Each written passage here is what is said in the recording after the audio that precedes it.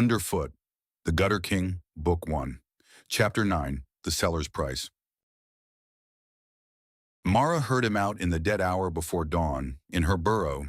By the light of one tallow dip turned low, Ben laid it out the way he'd have given a report at a hospital door. The ash, the boots, the old doc's lie told twice and smiling. When he finished, she was quiet for a long time, and the quiet had weight, and he understood that he had just handed an old woman a knife with a name on it. Boots and a lie. She said at last. That's smoke, Mender. It isn't fire. I hang a forager on smoke in Purge Week with the warren packed wall to wall with frightened refugees. Her ragged ear ticked once, like a clock counting something other than time. And by morning I have 2 warrens inside one wall, eating each other. Warren Law wants a tale for a tale. Law needs the fire scene. Then we show everyone the fire. Ben said. We let him sell us one more time, something worthless, and we watch him carry it to market. Mara's clouded eyes lifted. In another world, Ben had watched administrators fall in love with a clean protocol. It looked just the same on a rat queen at the bottom of this one. A false route. She said slowly. Fed to him alone. To him alone. If it shows up in Catcher Chalk, we've named our seller with his own hand. Ben spread Ott's map. Tell him the kits and the wounded move at dawn tomorrow down the rope walk to the dockside line. Nobody else hears it. Then Tusk and I sit on his shadow. And if the chalk stays clean? Mara said. If it's not him? Then I owe a hard-working forager the best apology of my life, and I'll be glad to pay it. Mara looked at the map a while. Then she blew out a slow breath that had 60 years in it. You hunt like a mender, she said. Wound first, proof before the knife. All right, strange one. We feed the wire. Scab took the bait the way a snare takes an ankle. Quietly, completely, without any sign at all until the weight hit. Mara fed it to him at the change of watch. Weary-voiced, an old doe confiding logistics to her tally keeper. Kits and wounded, dawn, the rope walk. Scab nodded along, fingers ticking his eternal count. Face as smooth as counterstone. He waited 2 full hours. Ben gave him that. The man was careful. Then he rose from his shelf, took up his forage bag, told the watch he'd try night lines at the old docks, and walked out the wall that wasn't. He went south. The old docks ran north.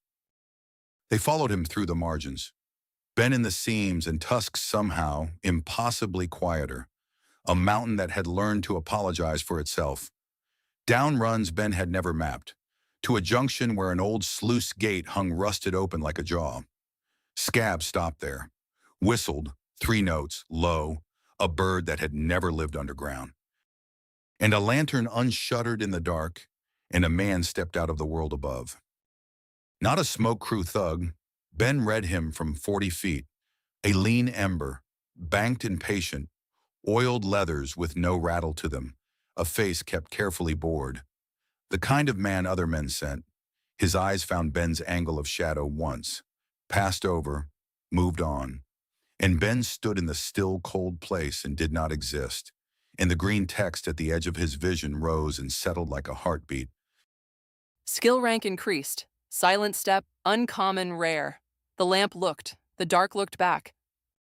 Well, the agent said. Dawn, Scab said. His voice was wrong. Ben had only ever heard the man tally and needle and sneer, and this voice was thin and fast, a debtor's voice.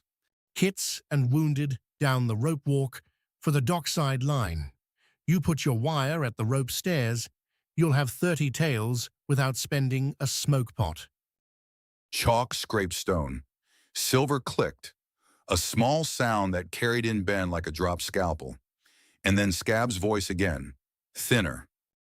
And Fen, you said, the week's end, you said. I've given you every line, every run. I've given you... The tally broke. It was terrible to hear a counting man lose count.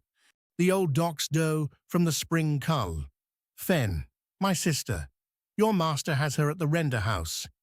You said gold buys her out. I've earned the gold 10 times. The agent was quiet a moment, in the way of men choosing which lie is least work. bring the scribe tongue, He said. alive. That's the price now. The buck with the slow hands. He walks to us on his own feet, and you get your dough. A beat. Or the weekends and the render house renders. The lantern shuddered. The world above took its man back.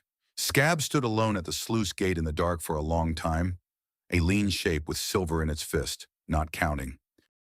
Tusk's hand closed on Ben's shoulder. One warning pound of pressure. Wait. Because Ben had, without deciding to, already shifted his weight to rise. They took Scab at the second junction, on his way home, with no noise at all. The Warren court convened at the banked fire, in the hour when the kits were made to sleep and didn't. Warren law, Ben learned, had no gavel and no bench. It had a circle, and the accused inside it, and Gray Mara asking questions in a voice like a ledger being read aloud, while 40 pairs of eyes did the arithmetic that underworlds do instead of prisons. Scab didn't deny it. That was the thing Ben hadn't braced for. The man stood in the circle with the silver laid out on the stone in front of him. Mara had made him lay it out himself, coin by coin, and count it aloud. And that small cruelty had more justice in it than anything else the night produced. And he told it all in his thin debtor's voice. The spring coal, Fen alive in a catcher cage when the rest of the line went to the pits. The first small map sold in grief, the second in hope, the rest in the arithmetic of a man too deep to stop. 9 dockside foragers snared on roots he'd sold. He counted those too. He was a tally keeper. It was the only apology he knew how to make. The law is a tale, Said Granny Sorrel from the fire, not cruelly. Someone had to say it. The eldest said it. it has always been a tale. The circle murmured. Wren, the refugee doe, held her kit tighter. Rill stared at the floor. Nib pressed against Ben's side, silent for once in his entire small life, learning a thing Ben would have given a week's soup to postpone. A tale feeds nobody. Ben said. The circle turned. Mara's eyes came to him, unreadable, and she didn't stop him. So he stepped forward and did the thing he'd done at 100 bedsides, said the true thing slowly. I've watched what he did get done to people, where I learned my trade. Systems that take a person's one beloved thing hostage, and then price it in betrayals, and then call the person wicked for paying. He looked at Scab, at the notch-eared squint, the fast fingers gone still. Resentment and shame fused so deep, even Vital Sight couldn't have found the seam. He sold us. That's true, and it has a price, and he'll pay it. But the man who bought, he's still up there, holding a doe named Fen in a render house. And he's just told us exactly what he wants and what he'll trade for it. Ben let the fire crack twice. They want a live scribe tongue walking in on his own feet, so I say we sell them one. Silence, then Mara, very dry. You. Me. On our terms, on our ground. With every trap this Warren and the dockside line can rig between here and the render house. And Scab's last message telling them exactly which door their prize walks through. He turned to the circle and gave them the whole shape of it, the way you give a family the surgery, the risk, the fields, the reason. The purge ends when it stops being profitable. Vance counts crowns. Let's make our tunnels the most expensive real estate in Marrowgate, and get Fen back, and every live one in that house. The circle argued because it was a Warren and arguing was breathing, but Ben watched the arithmetic move through the firelight, watched refugees who'd lost everything to sold maps look at the seller and then at the plan, weighing a tale against a war. And he watched Mara most of all, who had gone somewhere behind her clouded eyes and come back older. Scab. Her voice cut the circle quiet. The law is a tale. Here is your sentence instead. You live exactly as long as your last message is true. You carry it, you play your part to the door of the render house, and if one line of it bends... She didn't finish, and Tusk's existence finished it for her.